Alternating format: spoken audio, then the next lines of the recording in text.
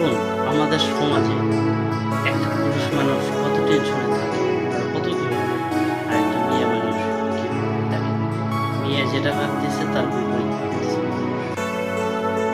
সংসারের খরচটা দিন দিন বেড়েই চলেছে। বাড়িওয়ালা বলল সামনের মাস থেকে নাকি বাসা ভাড়া বাড়াবে।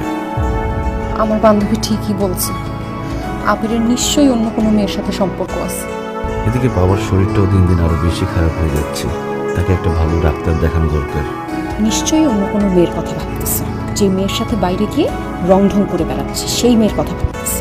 বিয়ে করেছি, বউটাকে নিয়ে কোথাও ঘুরতে যাওয়া দরকার, কিন্তু এই অল্প বেতনে কিভাবে সম্ভব?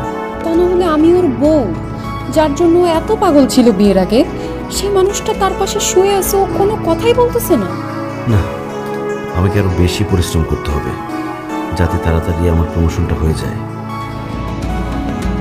মানে আমার সাথে এখন আর তোমার কথা বলতে ইচ্ছা করে না, তাই না? আরে আমি তো তোমার সাথে কত কথা বললাম, তুমি তো উত্তর না দিয়ে শুয়ে পড়লাম। আমি যে অভিমান করছি সেটা বুঝছো তুমি?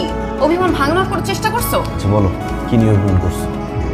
সত্যি করে বলো তো, তোমার জীবনে আমি ছাড়া কোন মেয়ে আছে? কি ধরনের কথা বললো? আমার জীবনে তুমি ছাড়া অন্য কোনো মেয়ে কেন থাকবে? অবশ্যই আছে, কারণ বিয়ের পর থেকে আমি তো পুরনো হয়ে গেছি, আমাকে এখন আর তোমার ভালো লাগে না। তুমি আমার পাশে শুয়ে শুয়ে অন্য মেয়েদের কথা ভাবো, অন্য মেয়েদের সাথে কথা বলো, না জানি কি করে বেড়াও। আখি একদম উল্টাপাল্টা কথা বলো না তো, এইসব ফালতু চিন্তা একদম মাথায় আনবা না। আমার জীবনে তুমি ছাড়া আর কোনো মেয়ে নাই। তোমার একটা কথাও আমি বিশ্বাস করি না।